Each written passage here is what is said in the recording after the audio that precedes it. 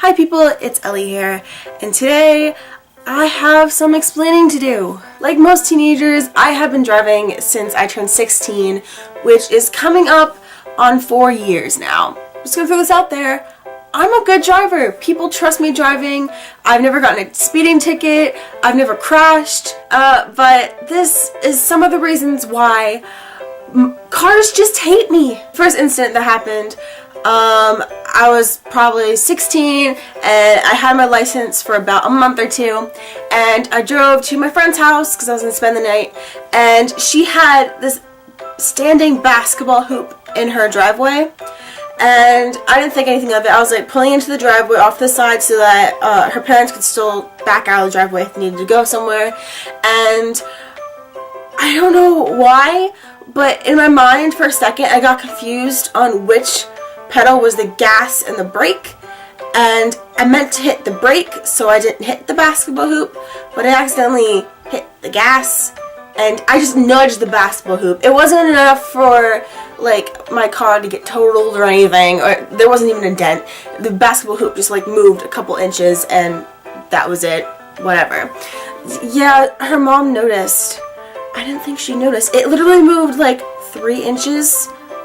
I said I didn't do it, but I did it. Next incident, again, I was pulling into my friend's driveway. She doesn't really have a driveway. It was more like pull into the side of the house.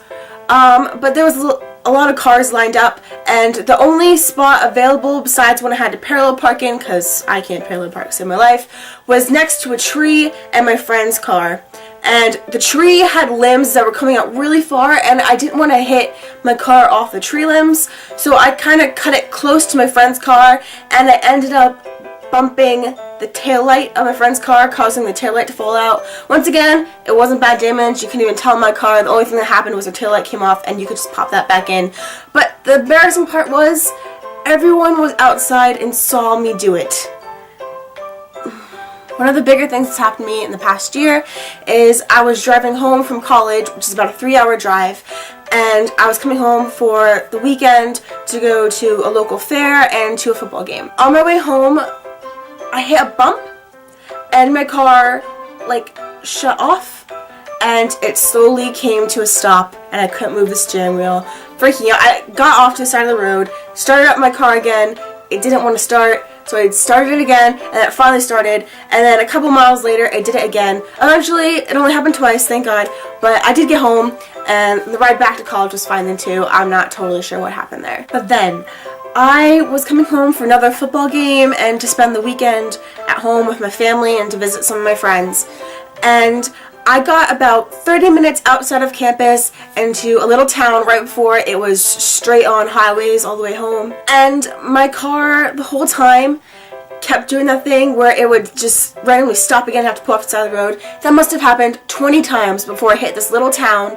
And this was like 20 times in 30 minutes.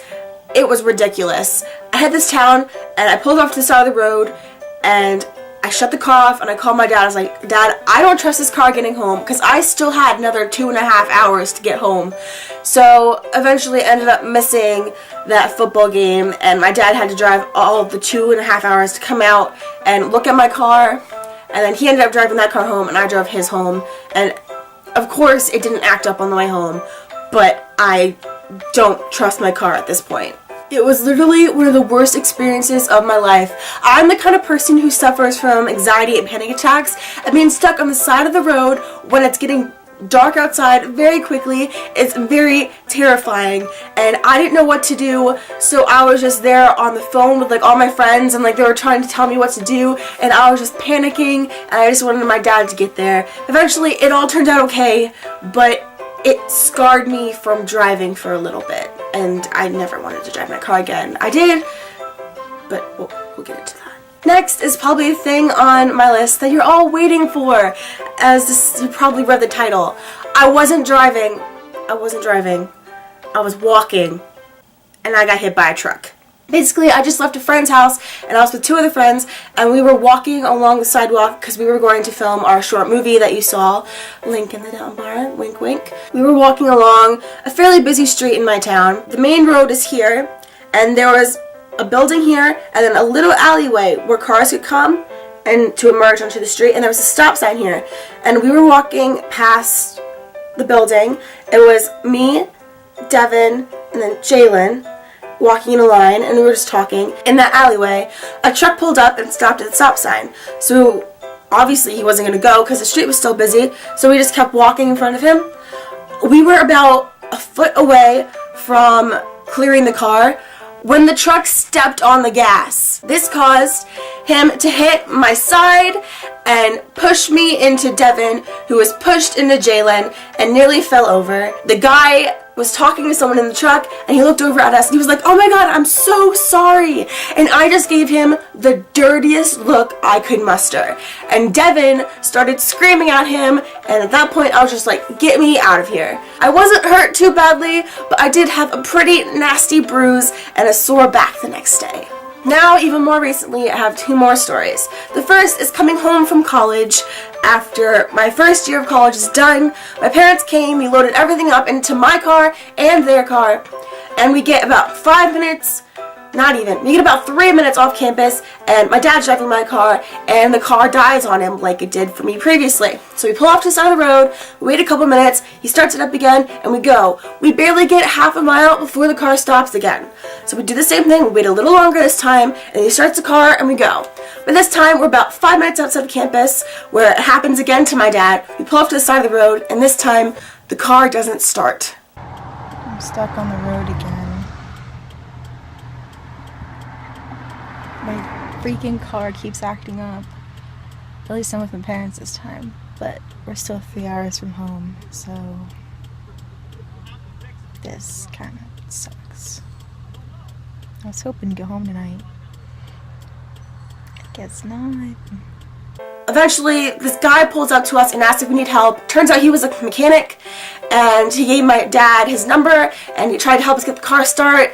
It didn't start. Eventually, we ended up calling AAA, and we waited 2 hours for the guy to come, and they had to tow my car, and it was pretty much done for.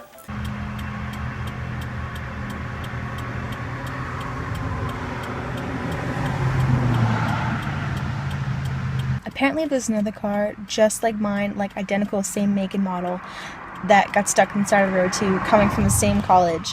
This car is possessed. Like, no, I hate it. It's almost always never worked for me, and I can't talk. And it needs to go, but I still have it. Turned out my car needed a new starter and a new ignition switch, which eventually we got. But we had to travel 3 hours back to my college town to pick up the car a couple days later and then bring it back, which was just annoying. Then about a week later, the storm happened. This storm affected pretty much my whole town and just my town. It was a freak storm. It looked really cloudy, like it was about to rain. And then all of a sudden, hail started to pour, and it wasn't just normal, like, little-sized hail. No, it was freaking tennis ball-sized hail. My mom and I were the only ones home at the time, and we were standing in our kitchen because our house is built on a hill, so our backyard is literally a hill leading up to our house. And we were standing in the kitchen, which faces the hill, just watching all these hail balls bounce down the hill and hit our house. The storm only lasted about 15 minutes, but it was enough to wreck our house and cause a lot of damage. But since this video is about my car, you can imagine my car got hit. Besides about the 100 dents in my car, all over my car, which are good size considering the hail was about that big, my back windshield was shattered. There's literally none of my windshield left. Since my car was so old and has so many problems and we already spent so much money to fix it, we had the insurance guy come, and for the amount it's going to cost to fix the car isn't even worth that much. So we are totaling my car. And I have no car anymore. Cars just love me, don't they? Anyway, that's it for this week's video. I hope you guys liked it. If you did, please give it a big thumbs up and comment down below your worst car experience. Make sure to follow me on Tumblr, Twitter, Instagram, Vine, all my social media sites in the down bar, and most importantly, make sure to subscribe because I post new videos every Wednesday in addition to random tea times, and that's it. So I'm gonna go. Bye!